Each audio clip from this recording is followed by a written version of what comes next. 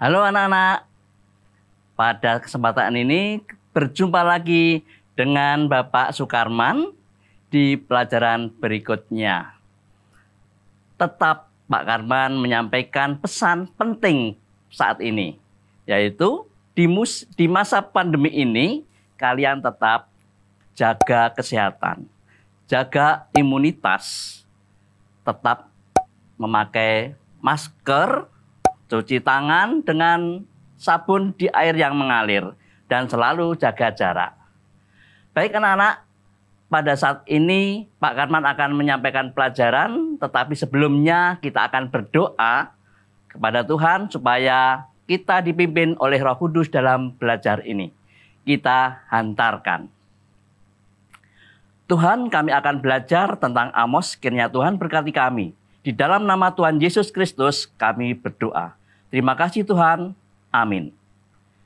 Anak-anak, saat ini Pak Karman akan menjelaskan atau membahas tentang Amos, manusia biasa yang dipilih Tuhan.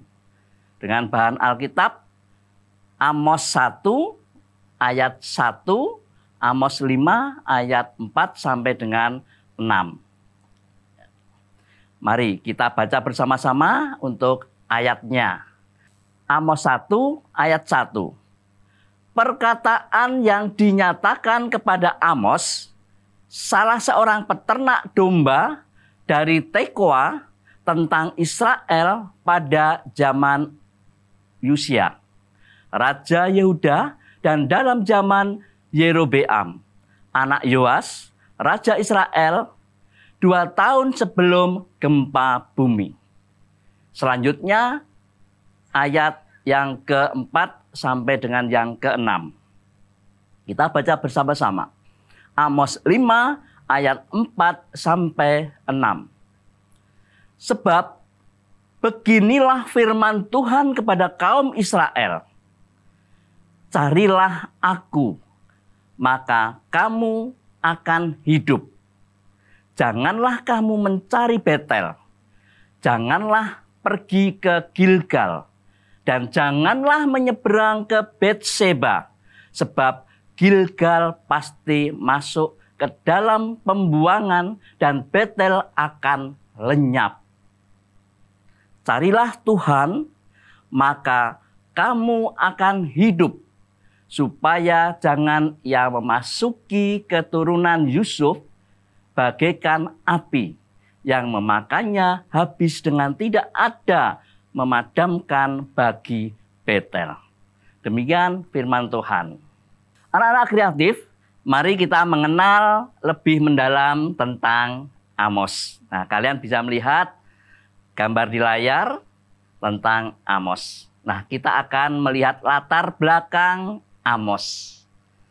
Amos ini berasal dari Tekoa. Letak Tekoa di sebelah selatan Yerusalem, di pinggir padang gurun Yehuda.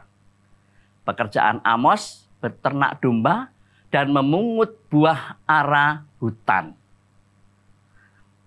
Anak-anak, Amos bukan seorang nabi yang bisa berbicara di depan orang banyak. Dia adalah orang biasa. Kalau Tuhan ingin memanggil siapapun, Tuhan tidak memandang siapapun yang dipanggilnya. Karena nanti Roh Kudus, Roh Allah akan bekerja di dalamnya.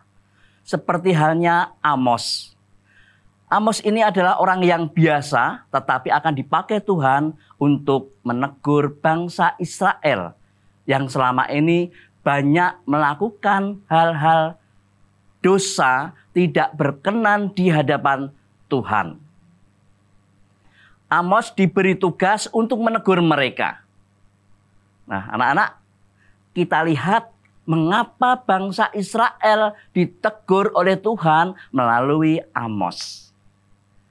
Ada beberapa dosa Israel yang menyebabkan Allah menegur dan melalui Amos. Yang pertama, penduduk Samaria yang kacau dan suka memeras. Anak-anak, memeras itu perbuatan yang tidak benar di hadapan Allah. Maka kalian jangan ikut-ikutan memeras teman, apalagi teman dekat kalian. Yang kedua, banyak wanita-wanita Samaria yang menumpuk kekayaan untuk diri sendiri dan suka menindas orang lain. Anak-anak juga ingat, menindas, menumpuk harta untuk dirinya sendiri itu juga tidak dibenarkan oleh Allah. Anak-anak, yang ketiga apa? Ibadat yang dilakukan asal-asalan. Di Gilgal misalnya, di Betel misalnya. Mereka seenaknya melakukan ibadat yang tidak sesuai aturan-aturan Tuhan. Dosa yang keempat, anak-anak. Mereka suka menindas yang lemah.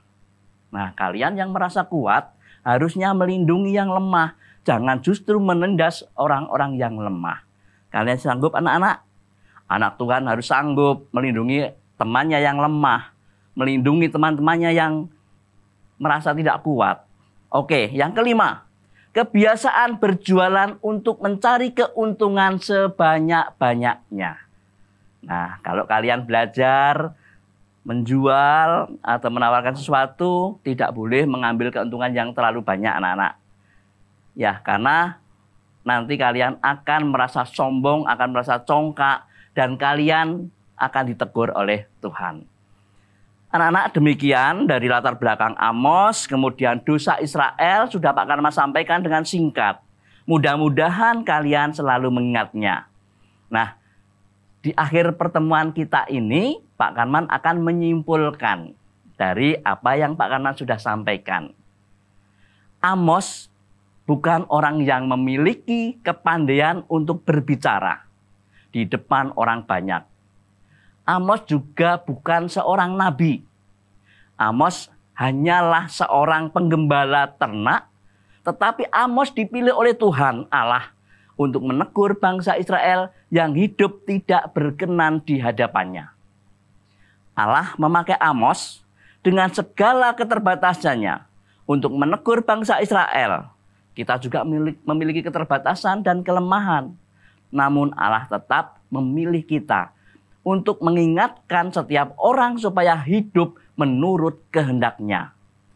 Allah akan memberkati dan memberi kita kekuatan untuk melaksanakan tugas-tugas tersebut. Anak-anak yang hebat, yang kreatif. Nah, di akhir pelajaran Pak Karman juga mempunyai tugas untuk kalian. Nah, tugasnya yaitu untuk siswa. Tugas untuk siswa ini mengisi tabel di bawah ini. Nah, itu ada tabel kolom kemampuanku, kamu isi. Kemudian ketidakkemampuanku juga kamu isi. Yang harus dilakukan juga kalian isi. Nah, kalian bisa kerjakan di buku tugas kalian masing-masing. Oke anak-anak, itu tugas yang harus kalian kerjakan. Nah, marilah kita mengakhiri pelajaran pada hari ini dengan berdoa. Pak Karman hantarkan. Tuhan Yesus, terima kasih Engkau telah membimbing kami dalam belajar saat ini. Ajarilah kami untuk seperti Amos yang rendah hati. Terima kasih Tuhan. Amin. Anak-anak kreatif, Pak Karman berpesan, jangan lupa menekan tombol like, subscribe, share, dan komennya. Jangan lupa ya, yaitu di channel kebanggaan kita, Ruang Siar Guru. Salam anak-anak, Tuhan berkati.